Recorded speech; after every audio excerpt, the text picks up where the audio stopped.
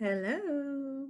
All right, so in your notes, here's where we're at. This is the Hebrew stuff that we did, okay?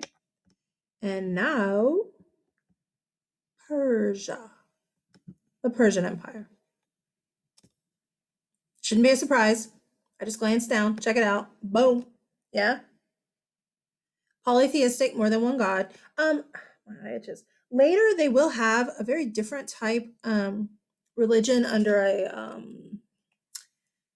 prophet named Zoroaster. But right now, polytheistic. The bull is one of their important gods. We have seen bulls in other places. Katachiyuk, yeah. Hmm. The bull will also be important in other places. Minoa, Greece. So the bull's kind of I don't know, a typical god for this time period. But they will later, like I said, have a different type religion, kind of a good versus evil thing with Zoroastrianism. I have to think to say it. But right now, polytheistic, animalistic. Okay. Okay.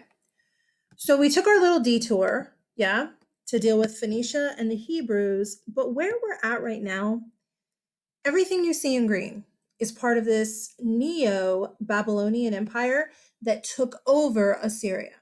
Okay. Well, Nebuchadnezzar is the king of Neo Babylon, and then his son and like a grandson or whatever, they kind of suck. Well, not kind of, they do. Um, they get their butts conquered quickly. It's only like a 75-year empire. It's not long. It's not long. So that being said, the Persians come from over here. Make this smaller. From over here. Okay. The Persians, I have another map. Don't I? Showing you. Well, oh, okay. I was like, I know I have another map. Down here, this was the capital city for a while, Susa was, but this right here is Persia. Okay, this little middle section here. All right. So right here, you have Mesopotamia with the Tigris and the Euphrates. And then here you have Phoenicia, um, Israel, sorry, and then where the Hittites started up here. All right. But Persia is this area over here. All righty. Well, we have a king. We don't really have any decent pictures of Cyrus at all. None. This is a drawing of him that comes way later that isn't accurate. It's not accurate, not to the time period at all. We don't have anything. We do have reliefs of his whatever Darius was to him, his grandson, I think. But this is what the Persians look like. Okay. But we just don't have any pictures of Cyrus. Oh, I can't change the picture. Sheesh, man. There we go. So just use your imagination. Yeah? Okay. Cyrus. Oh, I need the map. Cyrus kind of comes out of nowhere and nails Babylon. The Persians had been on the move for a while. Okay. The king of Babylon, who I think it's not Nebuchadnezzar's son. It's after him, but I don't think it's a grandson either. But it's like two kings after Nebuchadnezzar. He's an idiot. He's a drunkard. He's young. He isn't paying attention when people say, "Dude, we got a problem here. We need to deal with the Persians." He's like, "No, let's have like a 6 week long party." I don't know how long it was. It was really long. Okay. Basically, everybody's drunk. Everybody's sleeping with everybody, and it is just a crazy party. When Persia shows up at Babylon's door. Oops. Not the best king in the world. Cyrus conquers him, and takes over Babylon. Okay, when you kill the king, you get the whole empire. So Cyrus did have this, and now he has all this. All this. He just like doubled the size of his empire, conquering Babylon. Impressive. Yeah. Something about Cyrus, though. He was interested in different people groups. He didn't just like Persia only. Mm-mm. He didn't force the Babylonians to start speaking Persian. He didn't force people to worship his religion. In fact, he was very kind of curious about religions and cultures, and he let people keep their culture. That doesn't seem like it would be a good idea if you want to be a good emperor. But see, this area of land, like starting from way over here, which is what he owned, all of this, that's a big area of land to control back then with no fast communication. We need a way for there to be fast communication if you're going to control that much land. And if you're going to put laws that are like, you only worship what I say, then you better make sure you have people actually enforcing that, or you kind of don't really have any control, and then you just look dumber as a ruler.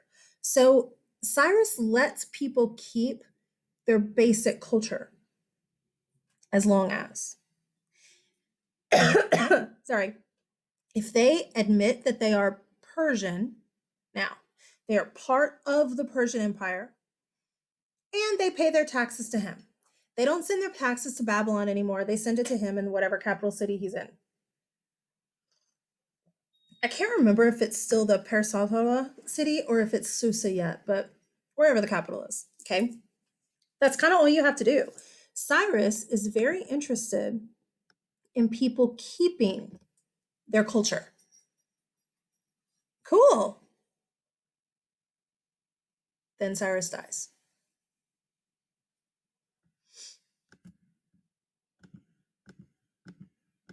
I can't change it. Here we go. This right here is a cool cuneiform thing. There's a lot of mystery to it. There's a lot of things that aren't quite decoded all the way and all kinds of stuff. You see it's broken. It's just a cylinder. It's like the cylinder of Cyrus. And it tells about him, his rule. There is some mystery to it too. You know I'm not a conspiracy theorist. I'm just like, whatever. But it tells about his rule. I just think it's really cool looking. That is Cyrus's tomb. I actually recently, I think it was last summer, I read a thing that Iran is wanting to do something with it. I can't remember what it was I read.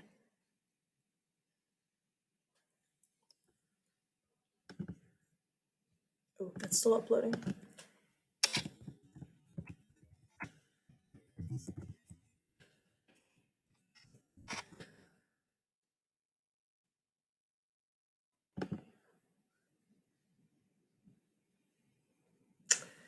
I just read something and I can't remember what it was now. Again, like who cares?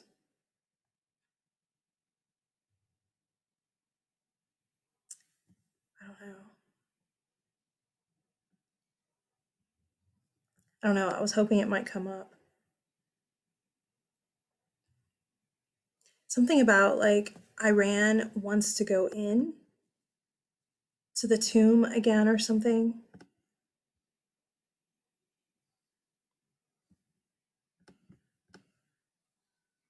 This isn't it. This is like a.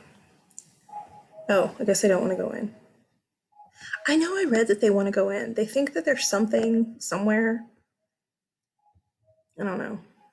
I don't remember. Sorry. Anyway, but this right here is the tomb of Cyrus. Okay. That being said, his son takes over. His son's name, Cambyses. See it right here. See, do you see what Persians typically looked like?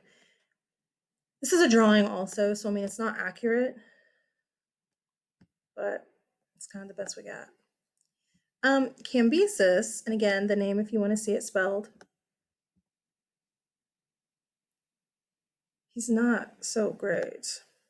Cambyses takes over, and he only rules for a little while.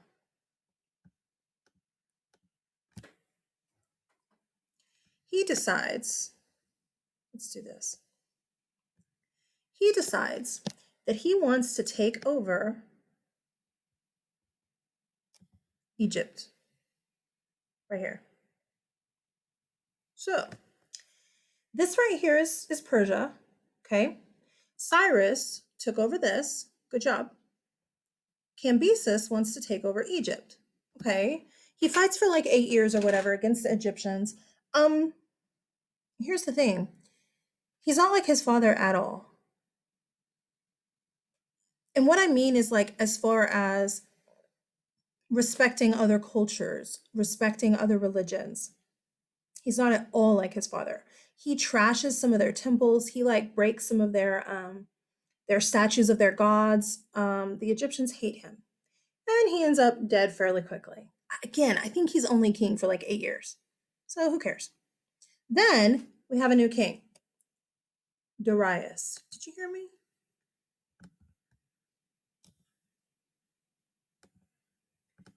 It's not Darius. It's a modern pronunciation. Darius. Darius is able to conquer Egypt. Okay? However, he helps them rebuild after Cambyses destroyed things. He's like, look, I'm taking you over. But he's much more like Cyrus in that he's curious. In fact, he wants to know other religions. He sits and listens to the Egyptian religion. He's curious. So, what's wrong here? Oh, I see. Sorry. What ends up happening is he rebuilds what Cambyses destroys. He makes kind of nice with the Egyptians. Nothing changes for the Egyptians. They can still worship what they worship. They can still do their religion. They can still have their culture. All they have to do is send their taxes to Cyrus. Oh, just kidding. To Darius. That's it. The Pharaoh wasn't even killed. The Pharaoh got to keep his position. Sort of. Well, he's not a Pharaoh anymore. He's now a satrap. It's a weird word. Satrap. After Darius goes to the west and gets a hold of Egypt, he's going to come this direction and take over this part of India over here. He takes the Indus River Valley, this right here. So he takes all this. This is Darius's empire. And up to this point, it is the biggest empire we have seen. Impressive, Darius. He lets people keep their cultures just like Cyrus did. Except you cannot control this much land back then. You don't have communication that is good enough or fast enough. You have no idea what is happening over here in Katalhayuk if you're way over here in Susa. You have no idea what's happening over here on the Indus River if you're way over here in Thebes. You have no idea. I don't even know what's happening in the house next door. They could be building a bomb. I don't know. So you certainly don't know what's happening across the country or the kingdom or whatever this is, the empire. Okay? That's a problem. So Darius divides it up into satrapies. The word is right here. Oops, no, it's not. Here it is. The word is right here. Satrapy. The satrapies, we would call them states or provinces in Canada. We in America will call them states, satrapies. He divides his empire into satrapies, states, and he puts governors in charge of each satrapy. They're called satraps. Well, he didn't kill the Pharaoh of Egypt.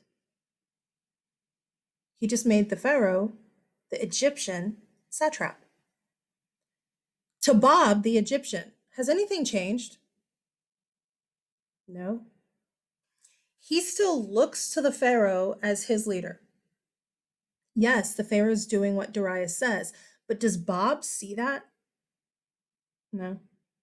Bob still gives his money to the Pharaoh. The Pharaoh sends the taxes to Darius. The people don't really see a change here. Yeah, the leaders do, but the people really don't. But if you're the Pharaoh of Egypt, okay, we kill you and your whole family, or you become a satrap. So, you decide. Think I'll be a satrap, thanks. So, this is actually a really good idea. And the way that he divides these satraps, way smart. He does it by people group. Okay, so you have the Egyptian satrap, the Hebrew satrap, the Phoenician satrap. He does it by people group. Hittites, and you have Assyrians, and you have Babylonians, and then over here you have, I don't know, Medes and Chaldeans and Persians, and then over here you have what, Indus River Valley people. He divides them by people group so that he's not cramming groups of people together that shouldn't be together or separating groups of people. Brilliant. Wish the Europeans had done that in the 1800s when they destroyed Africa. Guys, this is a brilliant idea, and it works fairly well, which is why everybody and their dog after him copies this. Every big empire you're going to see from here on out copies. Alexander the Great's empire, which is going to be bigger than this, starts over here and goes shroom, way over there. Well, it goes to here. It's all of this. Farther down, a little farther up, and of course, Greece. Alexander the Great's going to copy this. Rome, right here, Italy, is going to copy this with the Roman Empire that's bigger. Everybody's going to copy this idea of using provinces. He called them satrapies. And governors. He called them satraps. Brilliant. He also starts having a road built. A royal road. Originally, it goes from the city of Susa up the Tigris and the Euphrates on its way to Greece. Why would we want a road on its way to Greece? Well, my dears, it's much faster to move military on a real road. Eventually, the royal road will also come down this way through Phoenicia, Hebrew land, all the way to Egypt, and then it'll come this way. I don't think I printed. I don't think I got pictures of the royal road.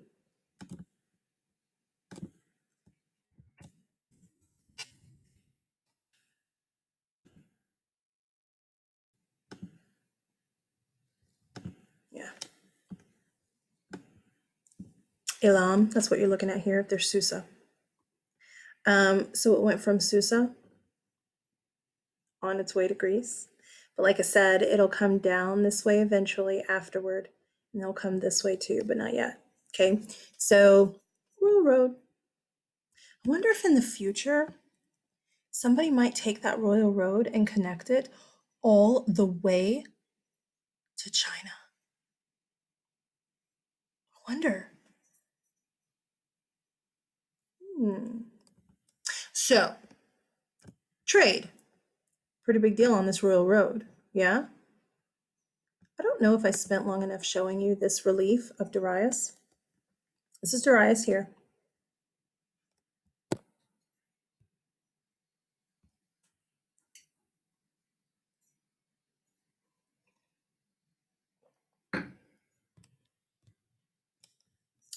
Darius, bless his little heart. I can't change the picture. Darius is going to get a little bit spread. There we go. Too thin. Here we go. He pushes his luck a little bit too much.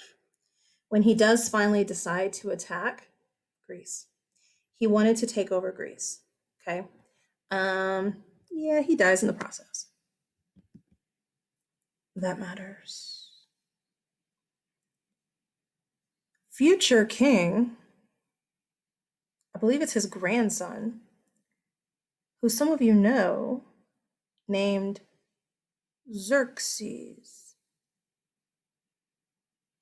is going to avenge his father. I'm sorry, I'm pretty sure Darius is his grandfather, but he's going to try to avenge him, taking over Greece. You know, some of you have seen the movie 300. Okay, it's not accurate historically speaking. I'll explain what they did in the movie, but that's not what Xerxes looked like. But we'll deal with that later because we're not ready for that yet, historically speaking. Okie dokie. Okay. Something else about Darius is, about Persia, is the introduction of coin money. Up to this point, everybody's trading. We have a barter system. I want a shovel from you, so I'll give you, I don't know, 10 tomatoes. Sounds fair. I need me 10 tomatoes. Great. I need some shoes, but I only have 6 tomatoes left. Sorry, I can give you one shoe. We're on a trading system. Persia comes in and is like, seriously? No, we use coins. We're gonna start using some coins.